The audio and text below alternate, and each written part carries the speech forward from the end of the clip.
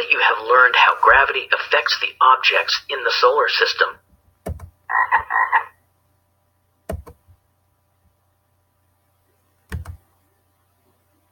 our solar system began as matter came together in a huge cloud of gas called a nebula. Gravity pulled most of the matter to the center and created a dense mass of hot gases, which formed a star, our sun. The particles that didn't get pulled into the sun either remained as gases or cooled enough to change into solid particles of dust or ice. This material began to orbit the sun and eventually formed a large disk surrounding it. Over time, some of these particles were pulled together by gravity, and some solids collided and sometimes stuck together to form larger pieces. After a long period of time, these large chunks of matter became spheres and formed planets that orbited the sun.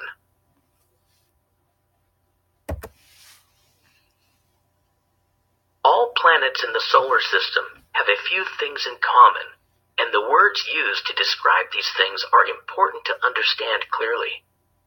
Revolution is the name of the motion that occurs when one object orbits another. The time it takes for any planet to complete one revolution of the sun is called a year. Since each planet takes a different amount of time to orbit the sun, the length of a year is different on each planet. For example, it takes 365 1/4 days to complete one Earth year, but it can take many Earth years for other planets to complete their year. As each planet revolves around the sun, it also spins like a top around an imaginary axis. This spinning motion of a planet or other body is called rotation.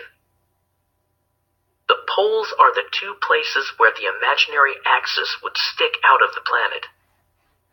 A day is measured by the amount of time it takes for a planet to complete one full rotation around its axis.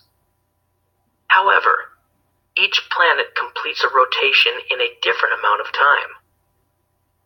This means that the length of a day is different on each planet. For example, one day on Earth, or an Earth day, takes almost 24 hours, but a day on Saturn only lasts a little over 12 hours. To review the motion of revolution or rotation, click on either image. Click Done when you are finished. Now that you understand the terms used to describe the motions of the planets, you are ready to study the closest planets to the sun.